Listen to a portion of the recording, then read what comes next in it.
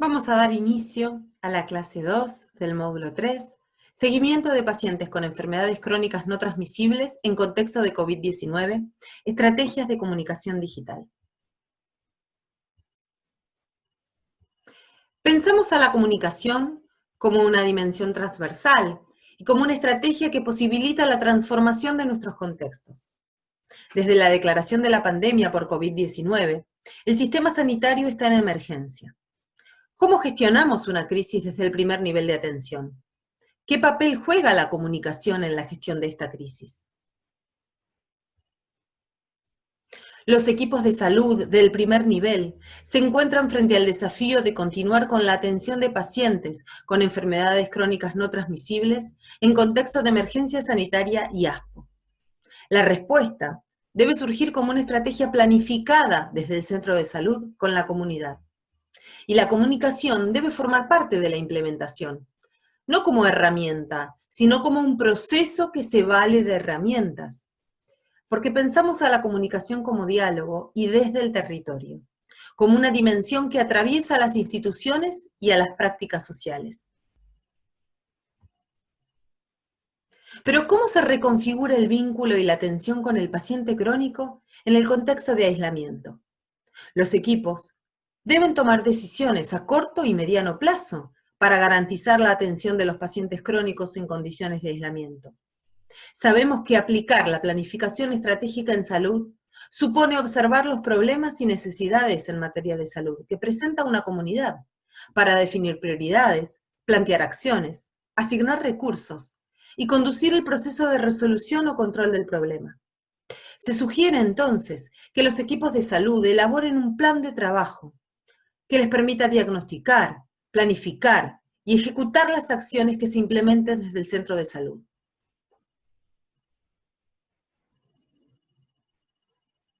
¿Qué es el diagnóstico? ¿Qué es el diagnóstico en términos de planificación estratégica? El diagnóstico es la observación del estado de situación interno y externo de la organización. Es una instancia de conocimiento.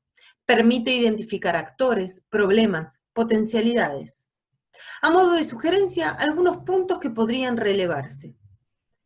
¿Quiénes son los pacientes que por sus condiciones clínicas pueden continuar con un tratamiento virtual?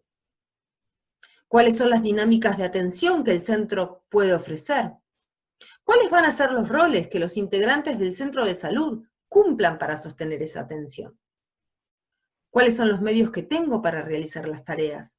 ¿Tengo internet? ¿Tengo computadora? ¿Tengo banda ancha? ¿Qué cosas debo gestionar?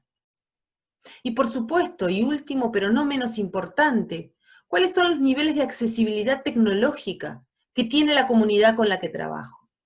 Para diagnosticar y poder luego planificar un plan de trabajo, es necesario saber no solamente cuáles son las características con las que cuento internamente, sino también cuál es la característica de la comunidad con la que voy a trabajar. Seguimos entonces con la planificación. Luego del diagnóstico, tenemos que trazar un recorrido de trabajo que tenga en cuenta los objetivos, la descripción de las estrategias y acciones, los roles asignados dentro del equipo y los resultados esperados. A modo de ejemplo, para el objetivo asegurar la continuidad del tratamiento a pacientes con enfermedades crónicas no transmisibles, pueden plantearse como acciones la búsqueda activa de pacientes para proponer la continuidad del tratamiento de manera virtual, la elaboración de pautas de trabajo para la realización de las teleconsultas, definiendo internamente la modalidad de asignación de turnos, la duración, la selección de la plataforma en la cual voy a trabajar virtualmente. Podemos plantear como otra acción la creación de una página en Facebook para el centro de salud, una fanpage, este recurso que Facebook posibilita para la interacción con nuestros públicos. ¿Cuáles son las sugerencias y recomendaciones que podemos dar para la teleconsulta? Lo primero es que recomendamos utilizar sistemas de teleconsulta sincrónicas mediante videollamada o videoconferencia. Sabemos que existe la posibilidad de contactarnos de manera sincrónica, por ejemplo, a través del mail. Pero consideramos que para conservar las características de una consulta presencial en lo que refiere a la intimidad, en lo que refiere a la instantaneidad, en lo que refiere a ese espacio que se genera entre el médico y el paciente. Los sistemas de consulta sincrónica son los que mejor posibilidad pueden ofrecer. Se recomienda el uso de sistemas con cifrado y encriptado, que aseguren los estándares de mayor calidad y seguridad posible. En este sentido, la Organización Panamericana de la Salud, en sus recomendaciones técnicas, sugiere tener una conexión a Internet y una computadora adecuada, con capacidades de audio y video, y dispositivos de transmisión. Se recomiendan conexiones rápidas y estables y banda ancha. Es necesario saber utilizar un software específico, herramientas de conferencias como Webex, Skype, Zoom, que permitan la telepresencia. Es muy recomendable también tener un teléfono, en caso de que se interrumpa la conexión a la videoconferencia, para poder continuar con la comunicación con el paciente, aunque sea de otra manera. Y es importante no tener otras aplicaciones abiertas que interfieran con la velocidad de conexión a Internet. Se deben elegir plataformas y entornos seguros y conocidos por ambas partes. Esto es fundamental para que el manejo de la tecnología no se convierta en una barrera. Se recomienda brindar al paciente la información referida a la modalidad de atención, al resguardo de la intimidad, que el paciente sepa cuáles van a ser las características de esa consulta virtual. Se sugiere, por otro lado, que la modalidad de atención siga criterios de trabajo acordados al interior del equipo, que puedan definir entre todos, a partir de las características propias y de su comunidad, cuáles van a ser las pautas de trabajo, los turnos, la duración de la consulta, las variables que van a tener en cuenta para la continuidad del tratamiento virtual, la plataforma que van a elegir para la videoconsulta. La consulta debe ser un espacio en el que prevalezca un clima de tranquilidad y privacidad. Es fundamental poder asegurar las cuestiones vinculadas al respeto de ese espacio. La consulta puede complementarse con otros recursos de información que pueden enviarse a través de WhatsApp o a través del mail. Recursos, por ejemplo, audiovisuales, que puedan complementar la información dada en la consulta. Y por último, todo acto médico, sea presencial o virtual, debe quedar registrado.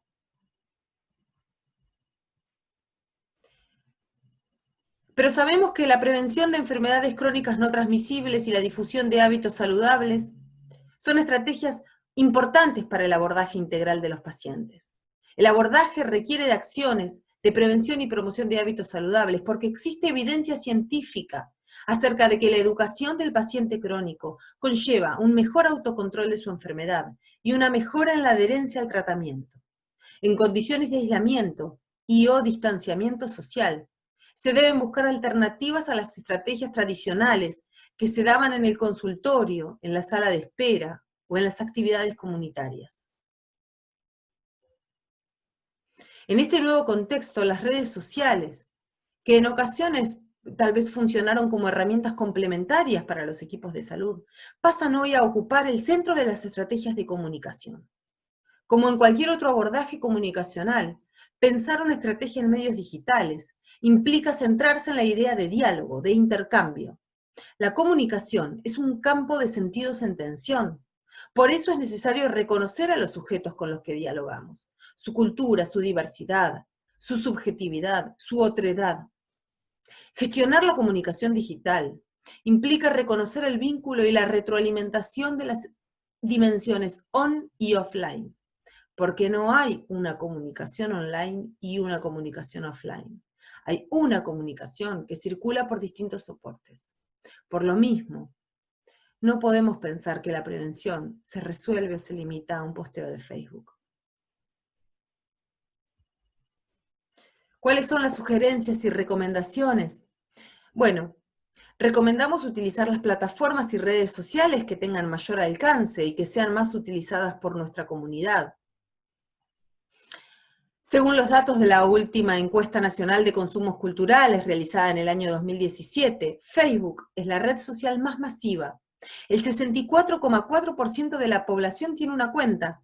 Le sigue Instagram con un 27,3% y Twitter con el 13,2% de la población como usuaria. Más del 90% de la población hasta 49 años usa Internet, y lo hace el 70% de las personas de 50 a 64 años. El uso de Internet por nivel socioeconómico es de más del 90% para los niveles medio, medio alto y alto, mientras que es del 73,2% para el medio bajo y del 54,2% para el nivel socioeconómico bajo.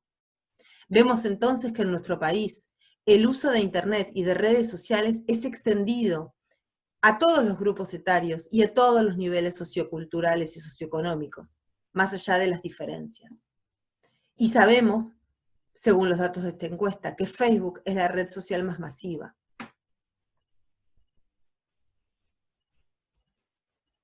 Es importante tener en cuenta estos datos a la hora de elegir la plataforma y la red social para llegar a nuestra comunidad. También es importante ver cuáles van a ser las publicaciones y el tipo de posteos que hagamos. Las publicaciones, por supuesto, deben tener un lenguaje claro, sencillo, alejado del vocabulario científico. No podemos pensar en artículos académicos, porque seguramente eso pueda constituir una barrera de acceso a la información para nuestros potenciales lectores.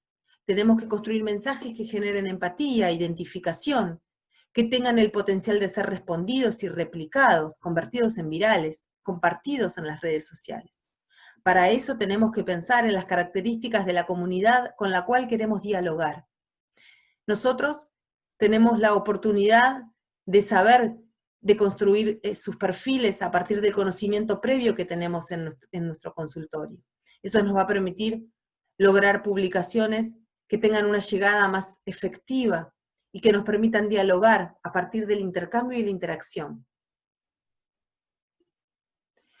Es necesario y es muy importante poder utilizar recursos y complementos multimedia como fotos y videos, contextualizar la información a través del uso de hipervínculos y etiquetas, como los hashtags. Tener en cuenta que cada plataforma tiene sus particularidades y lógicas. Facebook e Instagram posibilitan explotar más el uso del recurso audiovisual que Twitter, que tiene otra lógica de uso y que tiene otro perfil de usuario. Es importante actualizar los contenidos de manera periódica, tener una frecuencia de uso de la plataforma, que puede ser cada 2 o 3 días, puede ser semanal, pero siempre siguiendo una frecuencia estable. Es muy importante citar las fuentes de información utilizadas. También es muy importante responder los comentarios y mensajes, porque la comunicación es diálogo, y entonces no solo es importante y es relevante lo que yo pueda decir en una red social, sino también el diálogo que pueda construir con aquellos que interaccionan conmigo. Como recomendación también aparece la creación de comunidades de acuerdo a intereses, a gustos, a necesidades de los pacientes. Es fundamental dar lugar al intercambio, al rol activo del prosumidor, a este consumidor que también produce contenido. Por eso, hay que convertir el espacio en un lugar de escucha y de consulta. Hay que promover la interacción a partir de acciones como encuestas o consignas. Es importante poder escuchar al otro. Es importante que ese espacio sea un espacio que posibilite también la mejora y el acceso al sistema de salud.